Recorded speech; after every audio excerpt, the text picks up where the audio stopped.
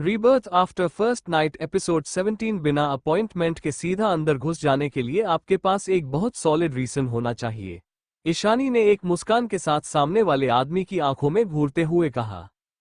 सामने खड़े आदमी ने गुस्से से दांत पीसते हुए जवाब दिया, मैंने सुना तुमने एंगेजमेंट करने से मना कर दिया है। और जिस गुस्से से वो आदमी ईशानी को देख रहा था, उससे साफ पता चल रहा था कि उसे ईशानी की मुस्कुराहट जरा भी नहीं भा रही थी। हालांकि इसमें ईशानी की पतले से गुलाबी होठों का कोई दोष नहीं था और न ही उसके बाएं गाल में पड़ते हुए डिंपल का, जो कि ईशानी को और ज्यादा अट्रैक्टिव बनाते थे। हाँ, लेकिन एक बात जरूर थी, ईशानी शायद दिल से नहीं हंसती थी, और ऐसा इसलिए क्योंकि उसकी हंसी उसकी आंखों तक नहीं पहुंचती थी। उसकी आंखों में वह खुशी नजर नहीं आती थी जो कि एक नॉर्मल इंसान की स्माइल में झलकती है, बल्कि देखने वालों को उसकी हंसी के पीछे एक चालाकी दिखाई देती थी। जब वो आदमी ईशानी को घूर घूर कर देख रहा था, उसके दिमाग में कुछ पुरानी मेमोरीज घूमने लग जाती हैं, जिसमें वो अपने पेरेंट्स को उसे ईशानी से शादी करने के लिए फोर्स करते हुए देखता है। पुरानी बातों को सोचकर मानो उस आदमी का दिमाग फटने लगता है। उसे कहीं ना कहीं अंदेशा था कि अपने फैमिली बिजनेस को बचाने के लिए ये शादी बेहद जरूरी थी। अचानक से वो आदमी अपनी पुरानी मेमोरी से बाहर आ जाता है और ईशानी से पूछता है, आखिर क्यों? इस पर ईशानी उसे घूरते हुए जवाब देती है। जवाब में उसी से सवाल पूछती है, क्यों नहीं आए? इस समय ईशानी की टोन ऐसी थी मानो सामने खड़े इंसान को चैलेंज कर रही हो। जवाब में वो आदमी चिल्लाते हुए ईशानी से कहता है, तुम्हें अपनी इस हरकत के लिए मुझे जवाब देना ही होगा। हमारी फैमिलीज इस एंगेजमेंट की तैयारी में महीनों से लगी हुई है और तुम्हें एक मिनट नहीं लगा ये फैसला लेने में। नहीं, अब तुम पीछे नहीं हट सकती हो, इससे सब खराब हो जाएगा। इस एंगेजमेंट से हमारी फैमिलीज की खुशियां जुड़ी हुई है। ऐसा करने से हमारी रेपुटेशन मिट्टी में मिल जाएगी। ये आदमी और कोई नहीं बल्कि ईशानी का होने वाला फियांसे आर्यन था। आर्यन की बातों का जवाब देते हुए ईशानी ने कहा, और यही मेरी प्रॉब्लम है। क्योंकि इतना कहते हुए ईशानी बीच में ही रुक गई। ईशानी, तुम मुझे ठीक ठीक जवाब दो कि आखिर तुम्हारे इस बेतुकी डिसीजन का क्या रीजन है। आर्यन की बात अभी कंप्लीट भी नहीं हुई थी कि तभी ईशानी ने आर्यन की तरफ एक एनवेलप फेंका और बोली, तुम्हें मेरा जवाब चाहिए ना, लो खुद ही देख लो। आर्यन ने बिना एक पल गंवाए तुरंत सामने पड़ा एनवेलप खोला। उस एनवेलप में कुछ ऐसे ही डॉक्यूमेंट्स और फोटोग्राफ्स थे जिन्हें देखकर आर्यन हक्का बक्का रह गया। उसने शॉक्ड होते हुए ईशानी से पूछा, तुमने किसी को मुझ पर नजर रखने के लिए भेजा? आर्यन की यह बात सुनकर ईशानी ने उसका मजाक उड़ाते हुए कहा, तुम खुद को इतना भी स्पेशल मत समझो, यह एक बिजनेस डिसीजन था। ऐसा कहते हुए ईशानी ने एक और लिफाफा निकाला और आर्यन के हाथों में थमा दिया। आर्यन को कुछ भी समझ में नहीं आ रहा था कि आखिर ईशानी के दिमाग में चल क्या रहा है। लिफाफे को धीरे धीरे खोलते हुए आर्यन ने ईशानी से पूछा, तुम्हारे कहने का मतलब क्या है? आखिर तुम किसी से अपने होने वाले मंगेतर पर नजर रखने के लिए कैसी कह सकती हो? दूसरे लिफाफे को खोलते वक्त आर्यन उसमें अपनी और भी ऐसी पिक्चर्स एक्सपेक्ट कर रहा था, जिनमें वो अपने बचपन के प्यार के साथ था और दोनों के बीच कुछ ज्यादा ही नजदीकियां थी। मगर जैसे ही आर्यन ने आगे बढ़ना शुरू किया, उसके होश उड़ गए। ईशानी ने आर्यन के शौक को इग्नोर करते हुए कहा, कब्जा में तुम्हारी सारी प्रॉपर्टीज पर कब्जा करना चाहती हूँ। To be specific, Delhi, Gurgaon और हरियाणा में तुम्हारी जो भी रिटेल कंपनीज हैं, मैं वो सारी कंपनीज अपने नाम करना चाहती हूँ। अब आई बात समझ में मिस्टर आर्यन? तो क्या यही वजह थी कि तुमने इस एंगेजमेंट के लिए तुरंत हाँ कह दिया था? आर्यन ने बहुत ही गुस्से से भरी हुई टोन में कहा। इस समय आर्यन का दिल कर रहा था कि सामने खड़ी हुई बेहद खूबसूरत ईशानी को वो अपनी बाहों में जकड़ ले, और ईशानी के चेहरे की स्माइल आर्यन को ऐसा करने के लिए मजबूर कर रही थी। आर्यन को अच्छी तरह से याद था कि उसके पिता ने अपनी अब्रॉड मिली हुई प्रॉपर्टीज को बचाने के लिए बड़े ही अरमानों से ये एंगेजमेंट फिक्स की थी। उन्होंने सोचा था कि मल्होत्रा खानदान में शादी करने से उनकी सारी प्रॉब्लम्स सॉल्व हो जाएंगी और वो अपने डूबते हुए बिजनेस को बचाने में कामयाब हो जाएंगे। क्या इसी वजह से तुम मेरी फियांसी बनने के लिए राजी हुई थी? बताओ, क्या यही बात है? और ये बोलते बोलते अचानक से आर्यन को ये रियलाइज हुआ कि अनजाने में ही सही, लेकिन वो ईशानी की बिछाए जाल में पूरी तरह फंस चुका था। उसे यकीन ही नहीं हो रहा था कि ईशानी ने उसे अपनी स्कीम में फंसा लिया था। ठीक है, तो तुम इस मामले को ऐसे पेश करना चाहते हो जैसे मैंने ही सब कुछ किया है और मैं ही सबसे बुरी इंसान हूँ। ऐसा बोलते बोलते ईशानी ने अपनी ओर इशारा करते हुए अपने हाथ हिलाए और फिर से कहने लगी, आर्यन, तुम अभी भी नहीं समझे, ये और कुछ भी नहीं, सिर्फ पूरे बिजनेस है। तुम्हारी फैमिली ने मेरी मरती हुई दादी माँ का फायदा उठाने की कोशिश की और अपने बिजनेस को बचाने के लिए शादी का प्रपोजल रख दिया। जरा इसके बारे में भी तो सोचो। आर्यन तो ईशानी की ऐसी बातें सुनकर जैसे चुप रह गया। आखिरकार ईशानी सच ही तो कह रही थी। आर्यन की मां ने दरअसल दोनों फैमिलीज के क्लोज रिलेशंस का फायदा उठाकर शादी का प्रपोजल मल्होत्रा खानदान की एक मरती हुई महिला के सामने रखा था। पहले आर्यन को लगा था कि ईशानी सिर्फ अपनी मरती हुई दादी की आखिरी इच्छा को पूरी करने के लिए इस शादी के लिए राजी हुई थी। पर किसे पता था कि ईशानी की दादी की डेथ के 1 महीने के अंदर ही ईशानी एंगेजमेंट करने से मना कर देगी। आर्यन ने अपनी आंखें छोटी कर ली और एकटक ईशानी को मुस्कुराता हुआ देखने लगा और वो ऐसा लंबे समय तक कर सकता था। लेकिन इसकी पहले ही उसकी नजर टेबल पर रखी हुई फोटोज पर पड़ी। अगर ये फोटोज किसी गलत हाथों में लग जाती तो एक बड़ा स्कैंडल खड़ा हो जाता और इसी के साथ ही आर्यन का सीईओ बनने का सपना और साथ ही उसका गोल्डन करियर भी खत्म हो जाता। क्या पता इस बात पर आर्यन के पिता उसको घर से भी निकाल देते। ऐसा सोचते हुए आर्यन ने ईशानी के दिए हुए डॉक्यूमेंट्स पर नजर डाली। ईशानी ने आर्यन की कंपनीज को खरीदने के लिए जो प्राइस ऑफर की थी वो इतनी भी बुरी नहीं थी, बल्कि पास्ट में तो इन कंपनीज के लिए एक भी अच्छा ऑफर नहीं आया था। लेकिन आर्यन अभी तक इस बात को एक्सेप्ट नहीं कर पा रहा था कि ईशानी बेहद चालाक लड़की थी और कैसे एक झटके में उसने आर्यन को बेवकूफ बनाया था। मायूसियत से भरे चेहरे के साथ आर्यन अपनी सीट से उठा और ईशानी को निहारते हुए कहने लगा, मैंने कभी नहीं सोचा था कि इतने मासूम चेहरे के पीछे ऐसा चालाक दिमाग भी हो सकता है। मैंने सोचा था कि तुम भी अपनी माँ और दादी माँ की तरह ही एक भोली और काइंड होगी, लेकिन भला किसने सोचा था ये एटीट्यूड अपने कमीने बाप से विरासत में पाया है। जाहिर सी बात है ऐसा सुनते ही ईशानी के चेहरे से उसकी अभी तक हमेशा एक जैसी बने रहने वाली स्माइल गायब हो चुकी थी और ऐसा देखते ही आर्यन के कलेजे को मानो ठंडक सी पड़ गई। आर्यन ने अपनी बात को कंटिन्यू करते हुए कहा, तुम्हें क्या लगता है कि तुम इस शानदार ऑफिस में बैठकर बहुत ही इज्जतदार बन गई हो? तुम्हें क्या लगता है 7 साल पहले जो हुआ था मुझे उसके बारे में कुछ भी नहीं पता है? तुम गिरी हुई लड़की हो और जो भी तुम्हारे साथ हुआ तुम वो सब बिल्कुल डिजर्व करती हो। जब आर्यन ये सब कह रहा था तब ईशानी को अनकंफर्टेबली इधर उधर मूव करते देख उसे बड़ा ही मजा आ रहा था। इसके बाद आर्यन ने कहा, तुम्हारे ऑफर के बारे में मैं अपने डैड और लॉयर से डिस्कस करके जवाब दूंगा और अगर बोर्ड ने तुम्हारे ऑफर को एक्सेप्ट कर लिया तो सारे डॉक्यूमेंट्स मैं तुम्हें वापस भिजवा दूंगा। ये कहते हुए आर्यन तेजी से कमरे से निकल गया और ईशानी वहां खड़ी हुई एक ब्लैक एक्सप्रेशन के साथ बंद दरवाजे की ओर देखने लगी। मिशा, आज की जो भी मीटिंग्स लिंड अप है सारी कैंसिल कर दो। ऐसा कहकर ईशानी ने बिना अपनी असिस्टेंट का जवाब सुने कॉल डिस्कनेक्ट कर दिया।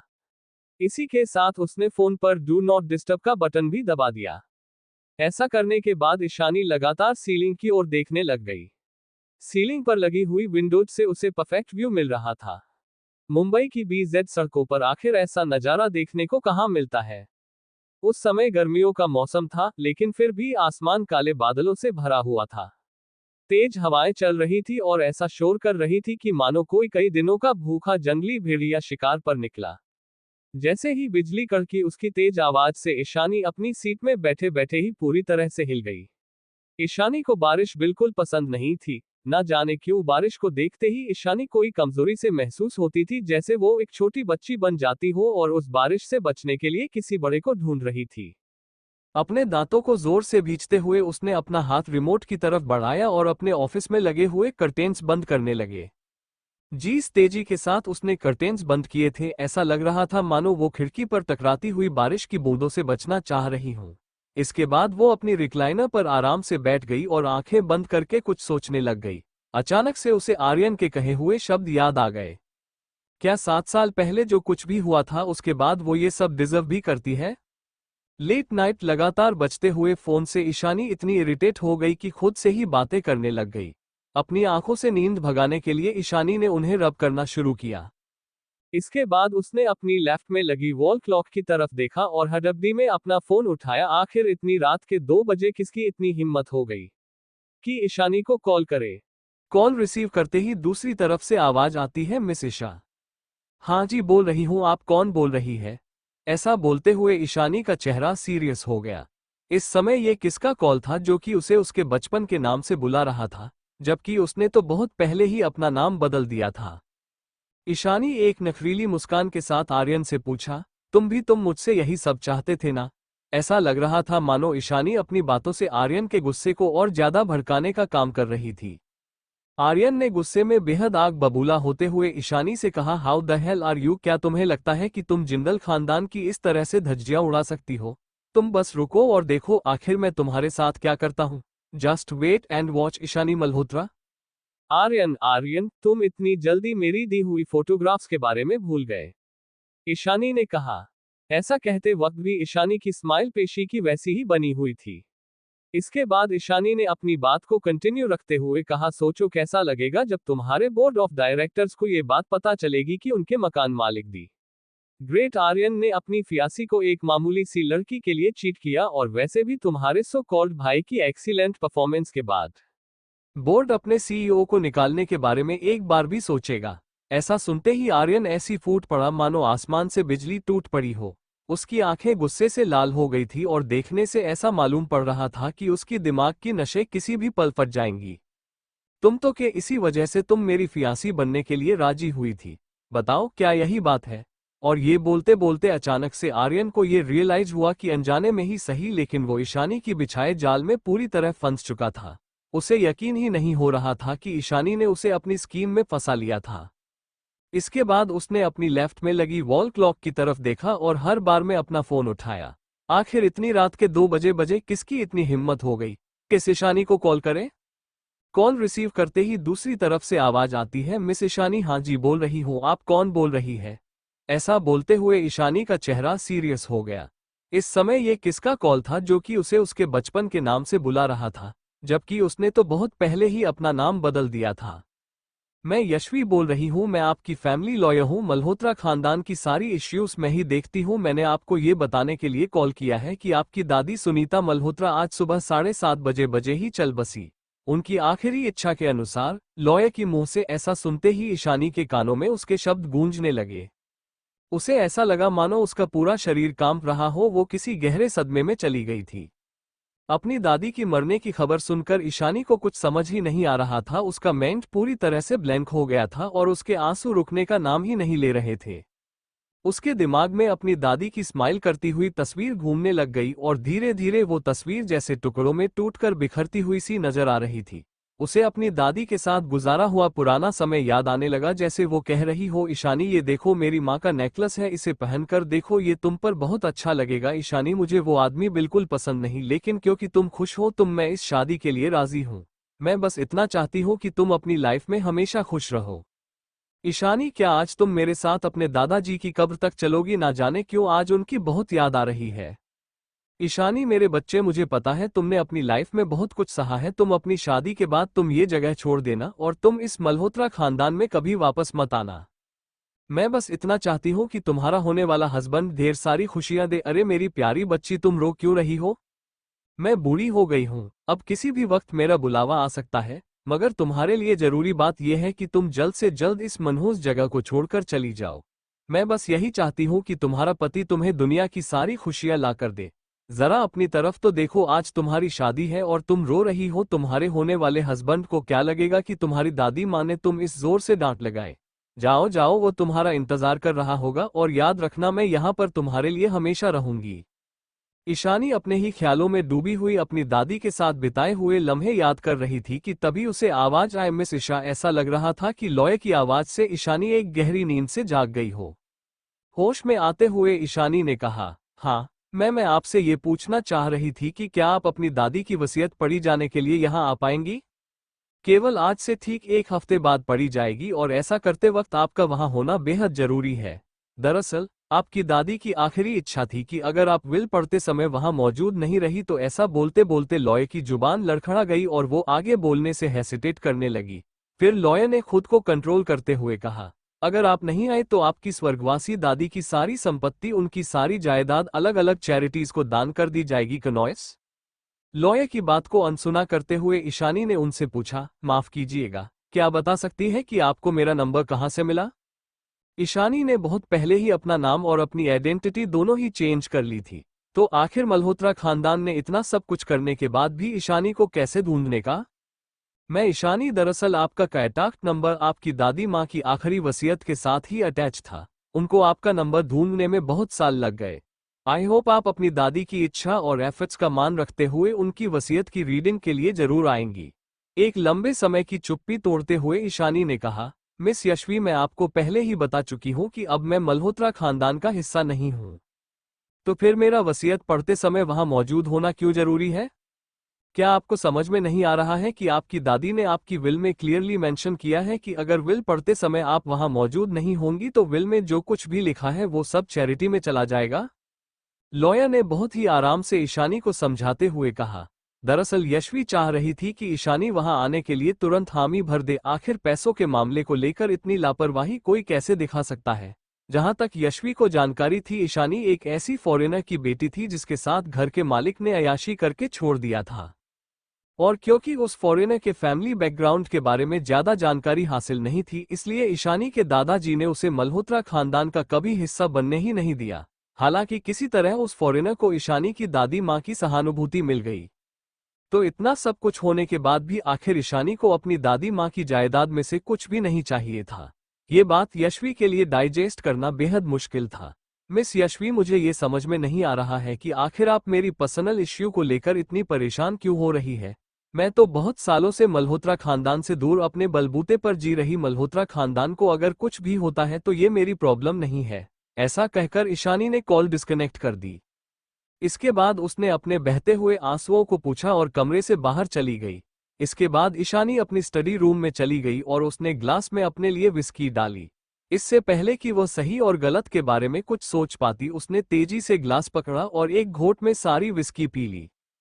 कनक ने ईशानी से कहा, मगर ईशानी, मुझे लगता है तुम्हारा ये तरीका उस आदमी के लिए सरासर गलत है। मुझे लगता है कि उसे पता होना चाहिए।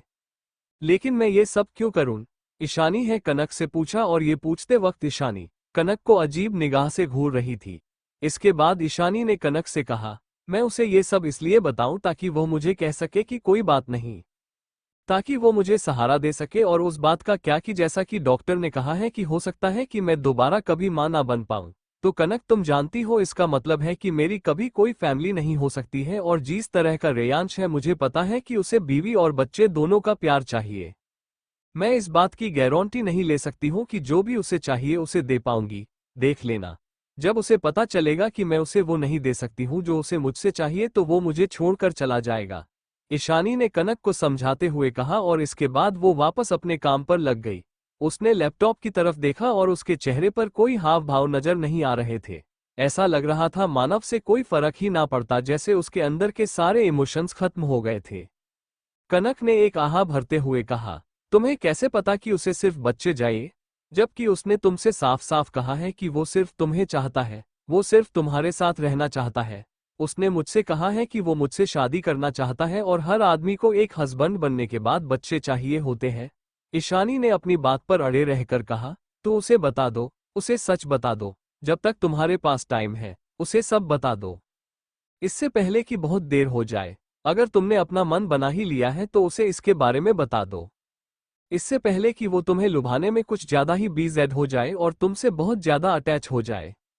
कनक ने ईशानी को समझाते हुए कहा। इसके बाद कनक चुप हो गई और ईशानी की तरफ देखने लगी। जब उसे लगा कि ईशानी की तरफ से उसे कोई रिएक्शन नहीं मिल रहा है तो उसने कहा, ईशानी, उस आदमी ने ऑलरेडी अपना बच्चा खो दिया है, पर अब तुम उसे यूज करने के बारे में सोच रही हो और इसके बाद तुम उसे छोड़ दोगी? खुद से पूछ कर देखो, क्या तुम ये सब जो भी उसके साथ कर रही हो वो इससे डिजर्व करता है? कनक ने ईशानी से जो कुछ भी कहा वो सुनकर ईशानी जम सी गई। ईशानी ने अपना सर उठाया और कनक की तरफ देखा। ईशानी के चेहरे पर बहुत ही सीरियस एक्सप्रेशन थे। कनक ने जो कुछ भी ईशानी से कहा था वो सब ईशानी से जुड़ा हुआ था। वो आदमी तुम्हें लुभाने की कितनी कोशिश कर रहा, जब वो आदमी तुम्हारे लिए खाना बना रहा था, क्या तब तुमने उसके चेहरे की एक्सप्रेशन देखी थी? क्या तुमने जीविका से ये जानने की कोशिश की कि कल जब तुम बेहोश हो गई थी तब उसके बाद क्या हुआ था? वो आदमी तुम्हें पसंद करता है। ये साफ दिखाई देता है कि रेयांश के तुम्हारी तरफ कोई गलत इरादे नहीं है। तुम उस आदमी के साथ ऐसा बिल्कुल नहीं कर सकती हो। कैसे पता कि उसके इरादे बिल्कुल अच्छे हैं? ईशानी ने तुरंत कनक से पूछा। कनक रेयांश को अच्छी तरह नहीं जानती थी, तो उसे कैसे पता कि जो कुछ भी रेयांश कर रहा था उसमें उसका कोई फायदा नहीं था, या ये सब वो ईशानी को नुकसान पहुंचाने के लिए नहीं कर रहा था? या तो वो अच्छा है या फिर वो अच्छा होने की एक्टिंग कर रहा है, और अगर वो एक्टिंग कर रहा है तो यकीन मानो वो एक बहुत ब्रिलियंट एक्टर है। कनक ने ईशानी की बात का जवाब देते हुए कहा। इसके बाद कनक ने कहा, वो एक बहुत बड़ा और जाना माना बिजनेसमैन है। आखिर वो और लोगों के सामने खुद को सिर्फ तुम्हें इम्प्रेस करने के लिए छोटा क्यों बनाएगा? अरे कनक, तुम नहीं जानती हो ये सब आदमी एक जैसे होते हैं। वो मुझे अभी चाहता है, लेकिन देखना जब वो मुझे मेरी सबसे बुरे वक्त में देखेगा ना, तब वो मुझे सबसे पहले छोड़कर भाग जाएगा। ईशानी ने अपने कंधे उचकाते हुए कहा। हो सकता है ईशानी ने जो कुछ भी आदमियों के लिए एक जनरल राय के तौर पर कहा वो गलत हो, लेकिन ये भी सच था। उसे बहुत चोट पहुंची थी, इसीलिए ईशानी के मन में आदमियों की तरफ एक नफरत भर गई थी। वो सारे आदमियों को सेल्फिश समझती थी। वो ऐसा समझती थी कि हर आदमी सिर्फ अपने बारे में सोचता है। हर आदमी इस बारे में सोचता है कि वो किस तरह और ज्यादा हैंडसम दिखेगा। इसके बाद ईशानी ने कहा, वो मुझे अभी चाहता है। इसका सिर्फ और सिर्फ एक रीजन है। उसे देखते ही मैंने उसकी तरफ अपना प्यार नहीं जताया। जैसे ही उसने कहा कि वो मुझे लाइक करता है, मैंने खुद को कभी भी उसके सामने ओपन नहीं होने दिया। कनक जानती थी कि ईशानी ये सब कुछ क्यों कह रही है।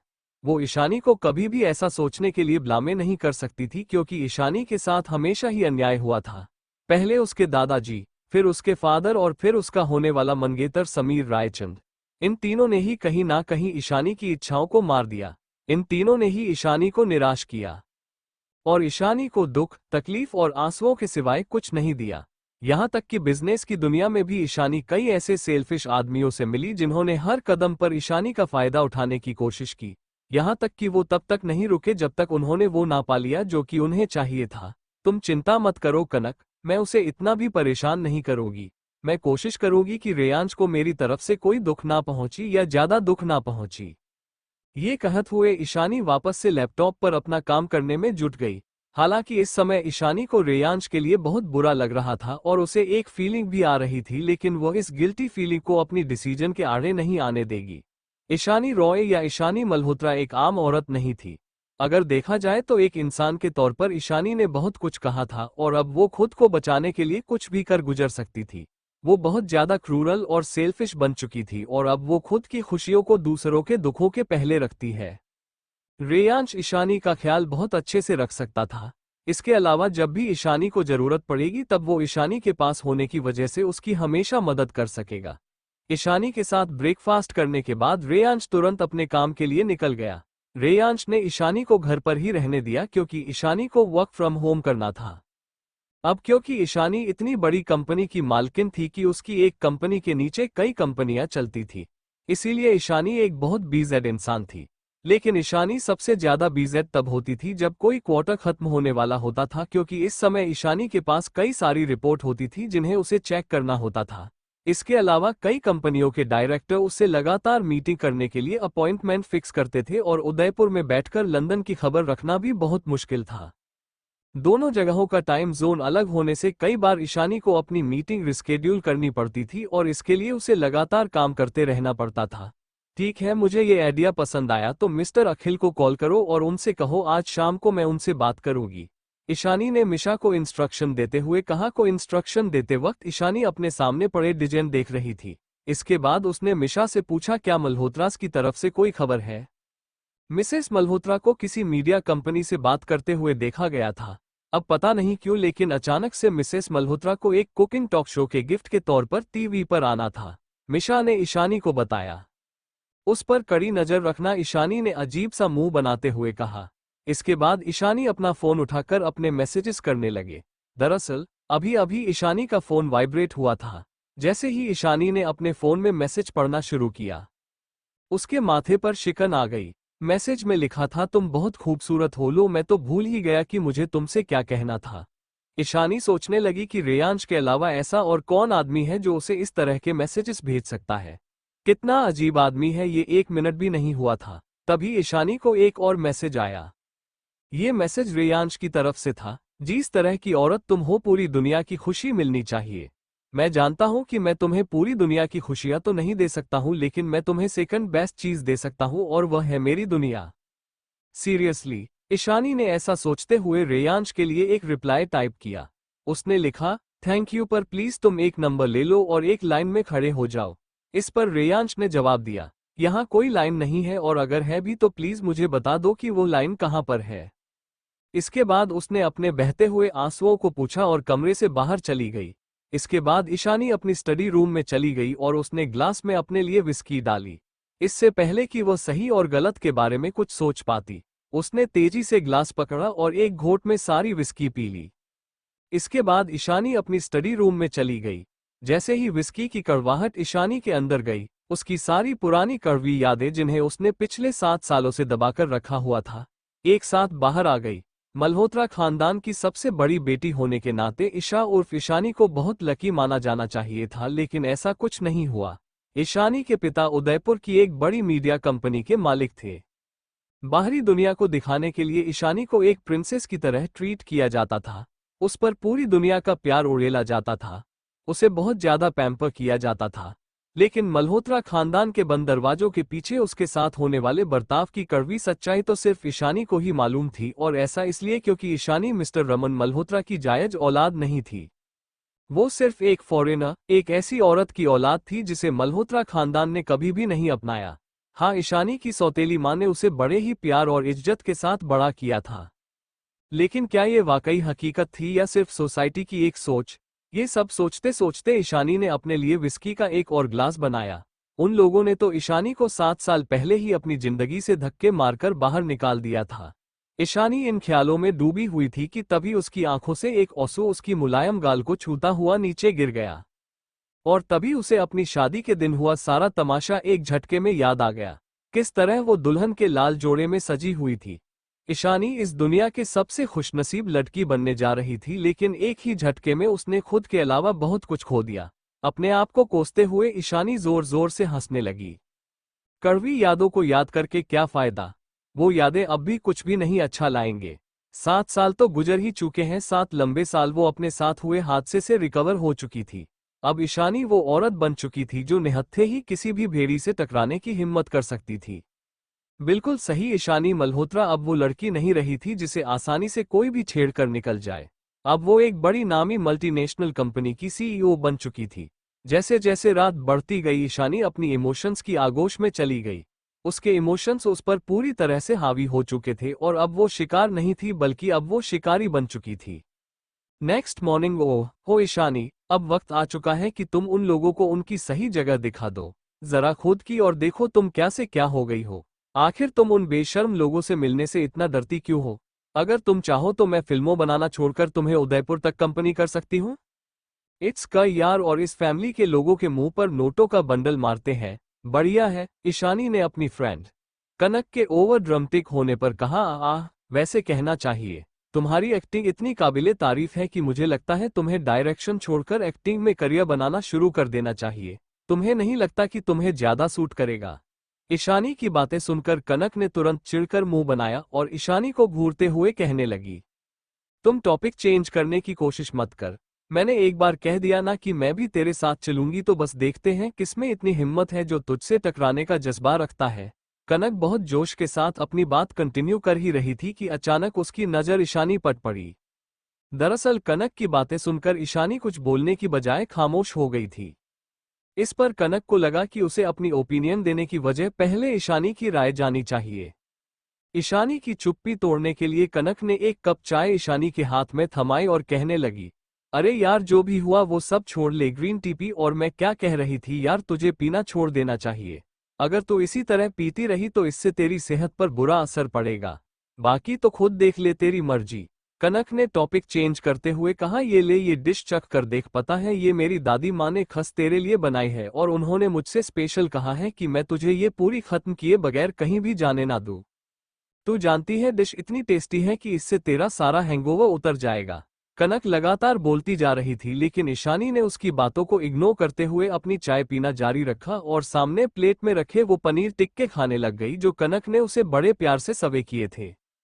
खाते खाते अचानक उसकी नज़र दीवार पर लगी घड़ी पर गई।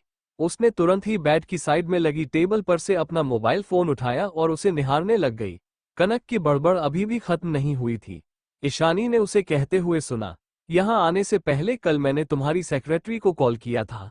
तुम्हें पता है ईशानी, तुम कितनी लकी हो कि आज मैंने तुम्हारे पास आने का अच्छा डिसीजन लिया। वरना आज यहाँ तुम जैसी सिरफिरी नशे में चूर लड़की की देखभाल करने के लिए भी कोई नहीं था। थैंक यू कनक, ईशानी ने मुस्कुराते हुए कनक की बात का जवाब दिया। अब बस भी करो कनक, मुस्कुराना बंद भी करो। मैं किचन में जाकर तुम्हारे लिए कुछ अच्छा सा ब्रेकफास्ट बनाती हूँ। ईशानी ने कनक को रूम से बाहर जाते हुए दिखा और जैसे जैसे कनक के कदम रूम से बाहर जाने के लिए आगे बढ़ रहे थे।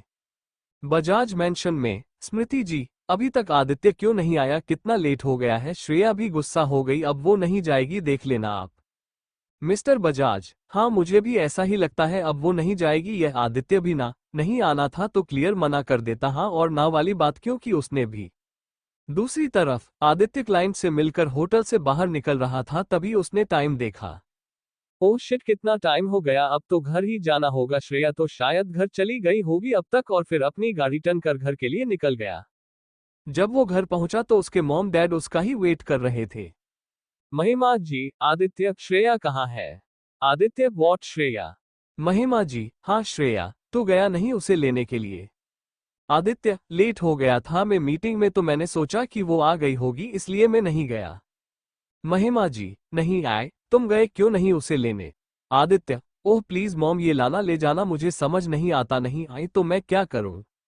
राजीव जी, क्या करूं, जाओ और उसे लेकर आओ अभी इसी वक्त, no arguments, go now. Aditya अपने पापा को गुस्से में देख कुछ नहीं बोल पाया और अपने पैर पटकता हुआ वापस ईशिता के घर की ओर निकल गया। कार में। आदित्य, क्या मुसीबत है, ना दिन को चैन है और ना रात को। इसे अच्छा होता नॉर्मल तरीके से मैं शादी कर लेता, फिर देखता कैसे मुझ पर गुस्सा करते और ऑर्डर चलते और वो उनकी सो कॉल्ड बहू रानी फिर रहती। मेरे हिसाब से बड़े देवर जी तो नहीं सुनना पड़ेगा।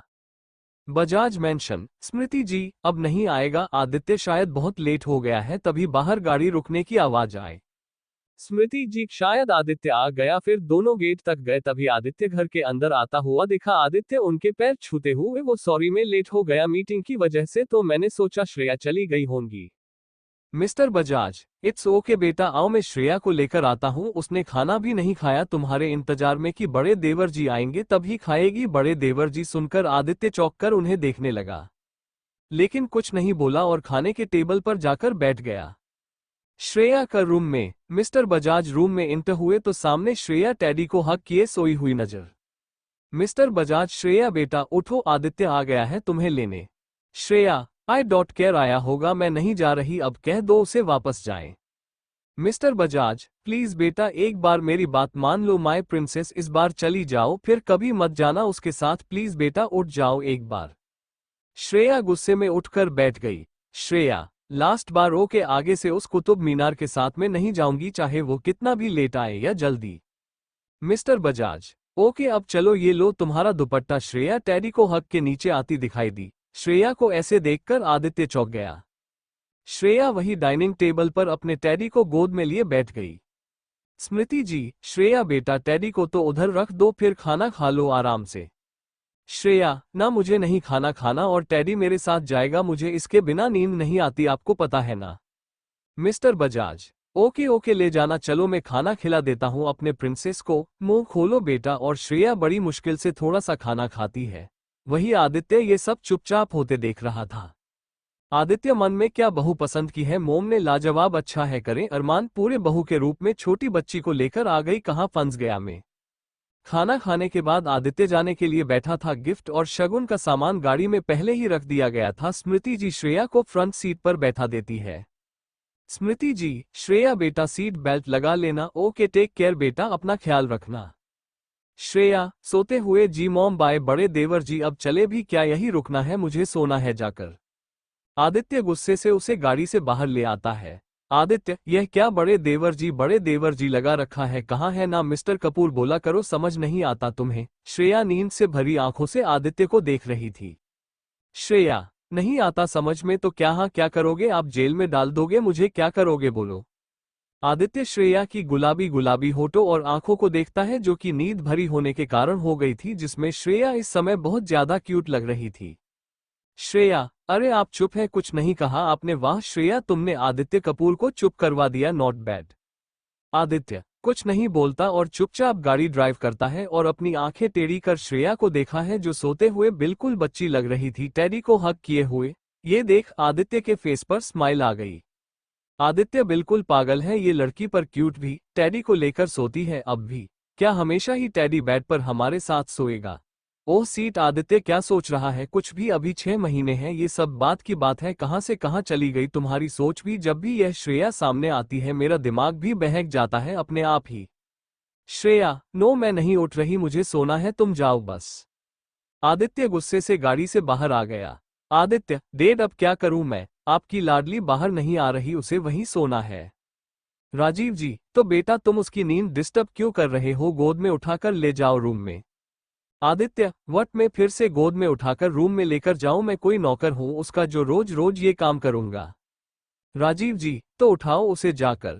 आदित्य, बस यही काम रह गया मेरा, महारानी साहिबा को गोद में लिए लिए घूमता रहना क्या मजाक है? गुस्से में गेट खोलकर श्रेया को गोद में उठा लेता है। महिमा जी दोनों की आरती उतार रही थी। आदित्य, हो गई आरती, अब जाऊं? और हाँ, बहू रानी का टेडी लेकर आए, इन्हें नींद नहीं आती इसके बिना। महिमा जी हंसते हुए टेडी गाड़ी से निकालकर रामू काका को देती है। जाओ रूम में रख कर आओ।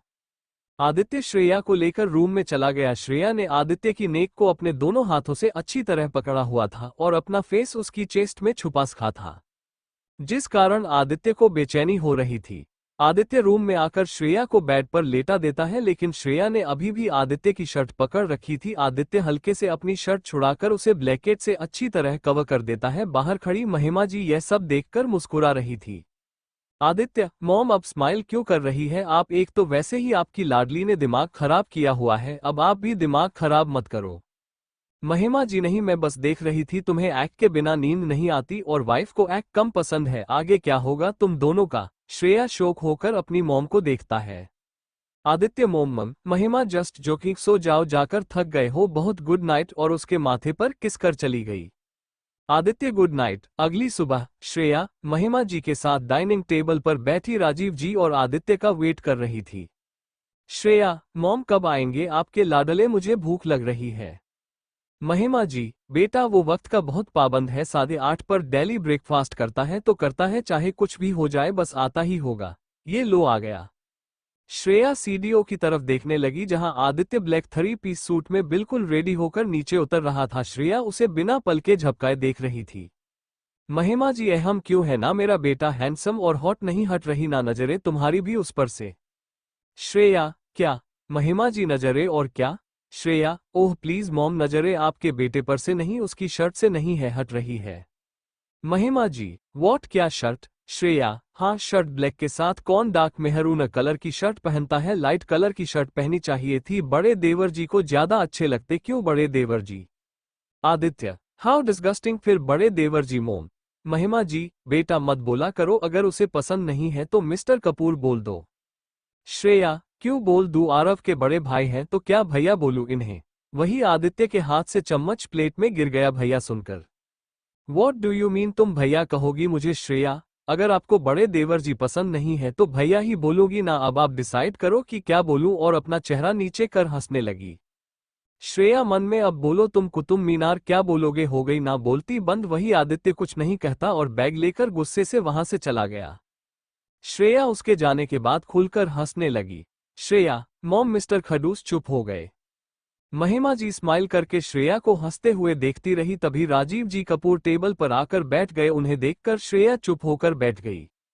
राजीव जी, अरे हमारी बेटी किस बात पर हंस रही थी और अब चुप क्यों हो गई? श्रेया, वो आपकी वजह से चुप हो गए। मॉम ने कहा था ससुराल में अपने से बड़ों के सामने इस तरह से हंसना बैड मैनर्स होते हैं, और क्यूट सा फेस बना लेती है। महिमा जी, तो मैं भी तो बड़ी ही हूं तुमसे, फिर मेरे सामने तो तुम खूब हंसती हो जो दल में आया करती हो। श्रेया, हाँ बट अभी 1 मंथ के लिए आप मेरी दोस्त है न, सास तो बाद में बनेगी अगर हुआ तो, नहीं तो आप हमेशा मेरी दोस्त रहेगी ना मॉम, और उदास होकर देखती है। महिमा जी, मैं तुम्हें इस घर से जाने ही नहीं दूंगी, देख लेना मेरा बेटा हीरा है, वो तुम्हें जीत ही लेगा 1 महीने में।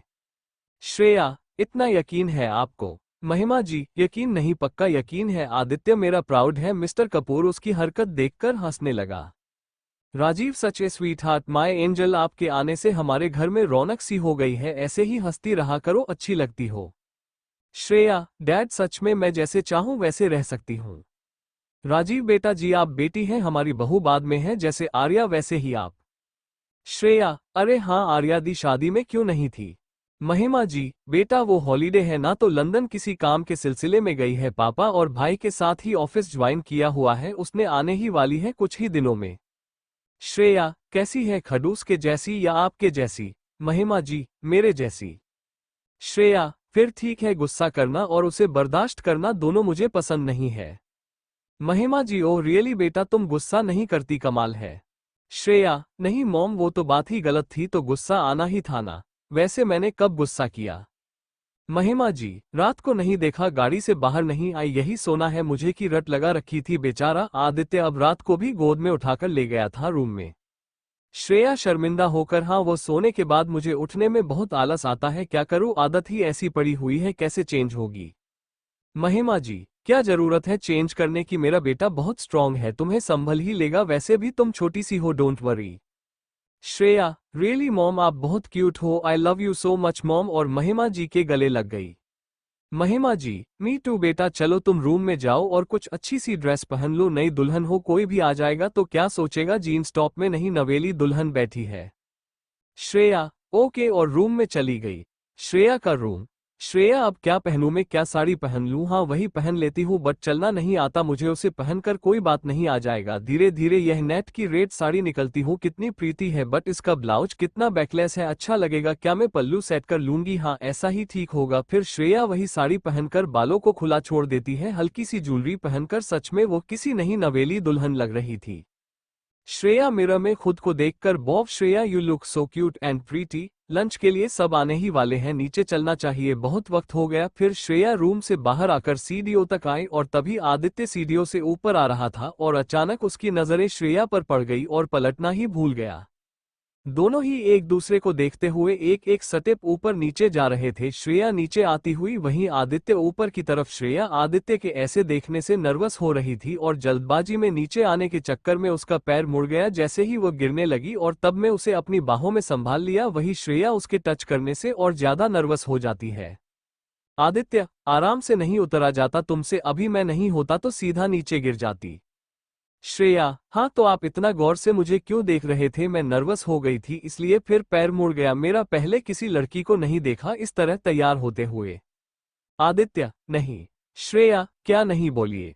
आदित्य, कुछ नहीं, अब आराम से जाओ। श्रेया, जाऊंगी तब ना जब आप मुझे छोड़ेंगे। आदित्य जल्दी से अपने हाथ पीछे कर उसे सॉरी बोल वहां से निकल गया। श्रेया, ओ माय गॉड, क्या हो गया था मुझे? जब आदित्य ने मुझे पकड़ा था तब हार्ट बीट अब भी कितनी तेज चल रही है मेरी, इसे तो बचकर चलना होगा, नहीं तो गड़बड़ हो जाएगी। वही दूर खड़ी महिमा जी यह सब देख रही थी। श्रेया, मॉम क्या देख रही है आप और स्माइल क्यों कर रही है?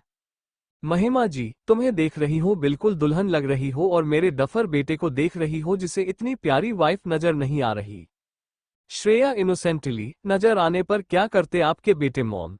महिमा जी श्रेया के गाल पर किस करते हुए, ये करता मेरा बेटा। वही श्रेया इस एक्ट से शौक रह गई और शर्मा कर महिमा जी के गले लग गई। महिमा जी, अरे मेरी बहू को शर्माना भी आता है, मुझे तो पता ही नहीं था। श्रेया, मॉम प्लीज महिमा जी, जस्ट जोकिंग माय स्वीटी, चलो टेबल अरेंज करते हैं।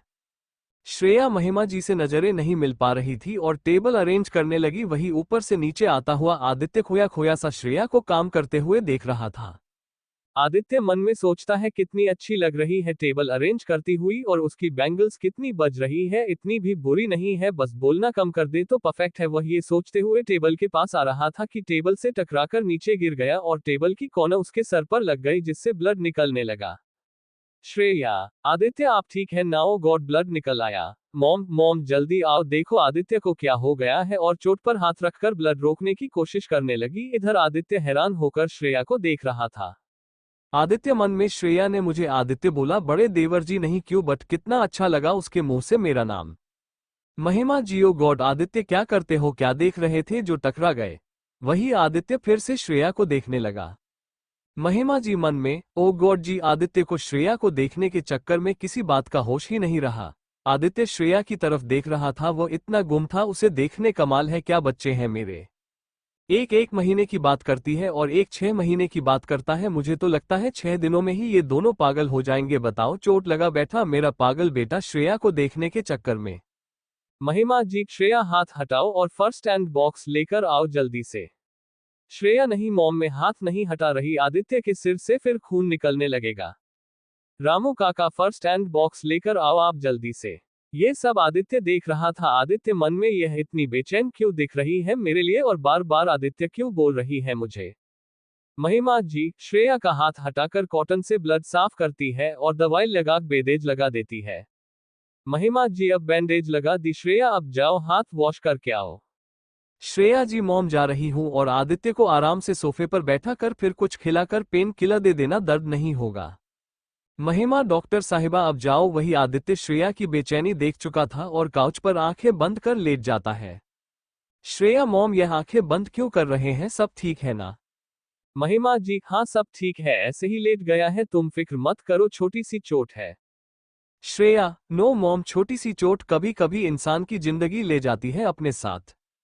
आप डॉक्टर को बुलाएं, अभी वही दिखेगा। आदित्य को आकर फिर से कुछ गलत हो गया तो हम रिस्क क्यों लें। श्रेया मॉम डॉक्टर को कॉल करो ना अभी के अभी। महिमा जी श्रेया क्या हुआ है, इतना परेशान क्यों हो रही हो, कुछ नहीं हुआ है आदित्य को, वह ठीक है, इतनी सी चोट में डॉक्टर क्या करेगा। आकर बेटा रिलैक्स, कम डाउन, इतना हाइपर क्यों हो रही हो। हाँ बोलो कोई बात है क्या, शेयर करो मुझे। श्रेया आदित्य को कुछ भी नहीं होगा ना मॉम, वो ठीक हो जाएगा ना। महिमा जी हाँ बेटा सही हो जाएगा, तुम रिलैक्स हो जाओ, चलो लंच कर लो, तुम्हारे पापा भी आने वाले होंगे। श्रेया यह नहीं करेंगे लंच। महिमा जी नहीं आदि बाद में कर लेगा, तुम तो आ जाओ। श्रेया ये सो क्यों रहे हैं, इन्हें उठाओ बस। महिमा जी बेटा बात क्या है, ऐसा बिहेव क्यों कर रही हो, वो उठ जाएगा, सो गया है।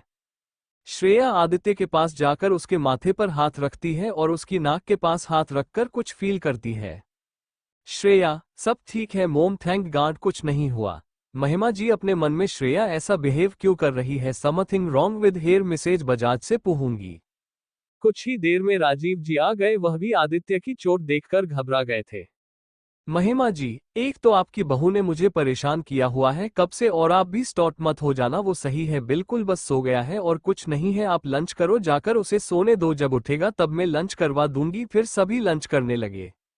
महिमा जी श्रेया बेटा जाओ अपने रूम में आराम कर लो, जाकर थक गई हो तुम, जाओ। Shreya but mom Aditya. महिमा जी वो ठीक है, तुम जाओ बेटा आराम करो। श्रेया चुपचाप अपने रूम में चली गई, लेकिन वह जाते हुए भी पलट पलट कर आदित्य को ही देख रही थी। महिमा जी यह अचानक श्रेया को क्या हो गया है, ऐसा क्यों बिहेव कर रही है, अजीब सा। फिर महिमा जी आदित्य के पास आकर बैठ गई, जो कि इस वक्त सो रहा था। महिमा जी आदित्य उठो, रूम में चलकर सो जाओ बेटा, नहीं तो नेक में पेन होगा ऐसे सोने से। आदित्य है। महिमा जी क्या हुआ बेटा। आदित्य मॉम सर में दर्द हो रहा है। महिमा जी तुम रूम में चलो, मैं कुछ खाने के लिए लाती हूँ, फिर पेन किलर ले लेना, पेन सही हो जाएगा ओके। आदित्य ओके मॉम, वो कहाँ है। महिमा जी वो कौन। आदित्य मॉम श्रेया वो इतना अजीब बिहेव क्यों कर रही थी, वो ठीक है ना। महिमा जी हाँ ठीक है, अपने रूम में है, बड़ी मुश्किल से भेजा है मैंने उसे, अजीब तरह से बिहेव कर रही थी, पता नहीं क्या बात है, मैं मिस्टर बजाज से पूछूंगी इस बारे में। आदित्य इट्स ओके मॉम, शायद ब्लड देखकर डर गई होगी, मिस्टर बजाज को क्यों परेशान करना, मैं रूम में जा रहा हूँ, आप लंच वही ले आना ओके। महिमा तुम चलो। आदित्य रूम में चला गया, वहीं महिमा जी उसे लंच करवाकर पेन किलर दे देती है। महिमा जी अब तुम सो जाओ, मैं श्रेया को देखती हूँ वो सो गई है या नहीं। Aditya okay mom. महिमा जी श्रेया के रूम में जाकर देखती है तो श्रेया टैडी को हक किए सोई हुई थी, वो अंदर जाकर श्रेया को आराम से लिटाकर उसके माथे पर किसकर बाहर आ गई। नेक्स्ट मॉर्निंग श्रेया आंखें मलती हुई उठती है। श्रेया ओ गॉड 8 बजे बज गए, इतना कैसे सो गई, और आदित्य वो कैसा है, मुझे अभी जाकर देखना होगा। श्रेया रूम से निकलकर आदित्य के रूम में गई, आदित्य वहां नहीं था। श्रेया कहाँ गया आदित्य, कहीं हॉस्पिटल में तो नहीं चला गया। वो नंगे पांव ही सीडीओ से भागती हुई नीचे गई। श्रेया मॉम आदित्य रूम में नहीं है, कहाँ है वो, ठीक है ना। तभी सामने से आते हुए आदित्य को देखकर श्रेया रुक। श्रेया थैंक गॉड तुम ठीक हो, मैंने सोचा तुम हॉस्पिटल तो नहीं चले गए ना, बट तुम सही हो, थैंक यू भगवान, थैंक यू सो मच। लेकिन आदित्य श्रेया के इस तरह गले लगने से शौक रह गया, लेकिन उसकी कपकपी देखकर उसने उसे अपने बाहों के घेरे में ले लिया था। Aditya Shreya I am fine, तुम इतना हाइपर क्यों हो रही हो, क्या बात है। तभी श्रेया होश में आकर आदित्य से खुद को अलग कर लेती है। श्रेया सॉरी मैं वह। आदित्य इट्स ओके, तुम बैठो यहाँ पर, मैं ठीक हूँ, रिलैक्स। श्रेया पक्का आप ठीक हो ना। आदित्य 100% श्योर उसके फेस को हाथों में लेकर जस्ट रिलैक्स होके। श्रेया, फिर ठीक है देवर जी, और नजरें नीचे कर हंसने लगी। आदित्य उसकी शरारत समझ गया था और स्माइल करके उठ गया। श्रेया कुछ नहीं बोला देवर जी कहने पर भी। ये मैंने क्या किया, गले ही लगा लिया जाकर। क्या सोच रहे होंगे मेरे बारे में, बट उन्होंने भी तो मुझे गले लगाया। मुझे कितना सुकून मिला था उनकी बाहों में, सोचते हुए ब्लश करने लगी और कुछ देर पहले के पल याद करके मुस्कुरा रही थी। वही महिमा जी यह सब देख रही थी। महिमा जी, क्या कोई बात है श्रेया के साथ जो आदित्य के इतना सा चोट लगने पर वह ऐसे परेशान हो गई है? क्या श्रेया के पेरेंट्स से पूछूं इसके बारे में? श्रेया काउच पर बैठी थोड़ी देर पहले की बात सोचकर खुश हो रही थी, तभी उसे देखकर महिमा जी वो समवन ब्लशिंग। श्रेया जी, मोम क्या कहा आपने? महिमा जी, मैंने कहा आज मेरी बहू रानी इतनी शर्मा क्यों रही है? श्रेया, नहीं तो मोम आपको ऐसा क्यों लगा? महिमा जी श्रेया का फेस मिरर में दिखाकर, देखो तुम्हारे गाल कितने लाल हो रहे हैं। नजरें वोम से अपने आप झुक रही है। क्या है ये सब कुछ हुआ है क्या? वैसे भी आज इतनी प्यारी लग रही हो इस साड़ी में, हो सकता है मेरे बेटे से कोई गुस्ताखी हो गई। श्रेया चौंकते हुए, नहीं तो मोम उन्होंने तो कुछ नहीं किया। महिमा जी, तो फिर तुमने कुछ किया है? श्रेया, कुछ नहीं किया आप भी ना, और वहां से भाग गई। महिमा जी, पागल लड़की जैसे, मुझे पता ही नहीं है कि अभी जो थोड़ी देर पहले हुआ। बट श्रेया इतनी हाइपर क्यों हो गई? आदित्य की चोट देखकर पूछना पड़ेगा स्मृति जी से। और यह मेरा लड़का कहाँ गया, देखो क्या कर रहा है।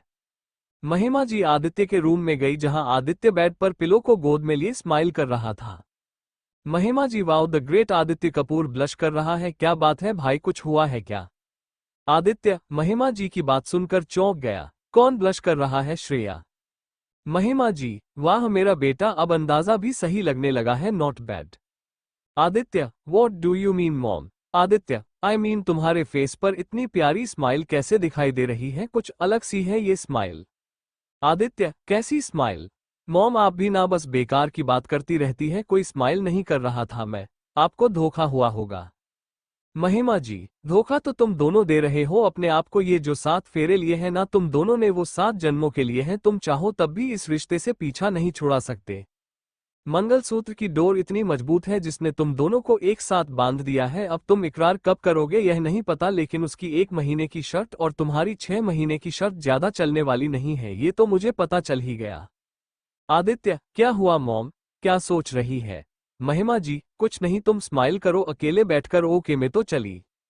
और वैसे भी मेरी बहू जादूगरनी है, तुम पर ऐसा जादू करेगी कि तुम उसके जादू से बच नहीं पाओगे। देख लेना कहीं 6 मंथ तुम्हारे लिए गले की घंटी ना बन जाए। बच के रहा करो उससे, कहीं 6 डेज के बाद ही ना आ जाओ मेरे पास कि मॉम मुझे श्रेया अपनी वाइफ के रूप में चाहिए, वह मुझे अपनी जान से ज्यादा प्यारी है, मैं नहीं रह सकता उसके बिना। आदित्य अपनी मॉम की बात सुनकर चौंक गया। आदित्य अपने मन में, ओह गॉड, मॉम को कैसे पता कि मैं ऐसा कह सकता हूँ? वैसे सही में मॉम जादूगरनी है आपकी बहू। एक हग किया और मेरा सारा सिस्टम हिलाकर रख दिया। वो बिल्कुल फिट आती है मेरी बाहों में, कितना रिलैक्स महसूस हुआ जब वो मेरे गले लगी, बिल्कुल नया एहसास था। महिमा जी, क्या हुआ? आदित्य, कुछ नहीं, मैं ये सोच रहा था कि श्रेया ने आज मुझे वो स्टुपिड बड़े देवर जी क्यों नहीं कहा, सिर्फ आदित्य क्यों कहा, वो भी एक बार नहीं बार बार, ऐसा क्यों मॉम? महिमा जी मन में, वाह भगवान, बहू भी जासूस मिली, बेटा भी जासूस बन गया और मैं बीच में फंस गई। दोनों के छोटी छोटी बात पर भी नजर रखेगा, ओह गॉड बचाओ मुझे। अच्छा, आदित्य बोला, मैंने ध्यान नहीं दिया होगा, कौन सी बड़ी बात है, तुम रेस्ट करो ओके, और जल्दी से वहां से निकल गई। स्ट्रेंजर मॉम ने यह बात नोटिस नहीं की, बट उसके मुंह से आदित्य कितना अच्छा लग रहा था, ऐसा लग रहा था कि बस वो ये नाम बोलती ही रहे, आदित्य बाबा। तू तो गया काम से, सारा दिन सर पर सवार रहती है मेरे, क्या करूं मैं? इसी तरह लड़ते झापड़ते हुए 15 दिन निकल गए। श्रेया, मॉम मैं बोर हो रही हूं, मुझे खेलना है बस। महिमा जी, क्या खेलना है बेटा आपको? श्रेया, मैं तो ब्लाइंड फोल्ड या क्रिकेट खेलूंगी, खाना और सोना बस यही रह गया है मेरी जिंदगी में। महिमा जी, तो बेटा एमबीए में एडमिशन ले लो, कितने शानदार नंबर हैं तुम्हारे बीबीए में, यही एडमिशन मिल जाएगा तुम्हें तो। श्रेया, मॉम अभी हो जाएगा एडमिशन। महिमा जी, हाँ 2 महीना के बाद होगा, तुम वो बता देना आदित्य को, वो करवा देगा सब। श्रेया, ओके, बट अभी क्या करूं मैं, बोर हो गई टीवी देख देख कर, तभी डोर बेल बजती है। महिमा जी, रामू देखो दरवाजे पर कौन है। रामू काका जब वापस अंदर आए तो उनके साथ क्यूट क्यूट बच्चे थे, जिन्हें देखकर श्रेया के फेस पर स्माइल आ गई। श्रेया आज कुछ और भी मांगती तो गॉड वो भी दे देते, मुझे कितने क्यूट बच्चे हैं, खा जाऊं ऐसा लग रहा है। महिमा जी खेलो स्वीट किड्स, कौन हो तुम? लड़की I am Pari. Hi I am Shivansh. Girl I am Jiya. Mahima ji nice name, आप यहाँ कैसे? परी वो हम आपके पास वाली हवेली में न्यू शिफ्ट हुए हैं, अभी घर सेट नहीं हुआ है और गार्डन भी गंदा है, तो मोम ने कहा कि आपके गार्डन में खेलने पर आप परमिशन दे दो। श्रेया अरे तुम्हारा ही गार्डन है, खेलो जितना खेलना है, मैं भी खेलूंगी तुम्हारे साथ, क्यों मॉम? महिमा जी हाँ बेटा। परी श्रेया से सच आंटी आप भी खेलोगे? श्रेया एक minute, don't call me aunty, आप मुझे श्रेया कह सकते हो। ओके मैं इतनी बड़ी हूं क्या जो आंटी कहोगे? Shivansh you look so cute and pretty, Shreya नाम आप पर सूट करता है। Shreya that's better, bat ball लेकर आओ, मैं भी आती हूँ। सभी बच्चे वहां से बैट बॉल लेने के लिए चले गई लेकिन फिर भागकर उसके गले लग जाती। थैंक यू फॉर लिसनिंग, मुझे उम्मीद है आपको ये स्टोरी पसंद आई होगी।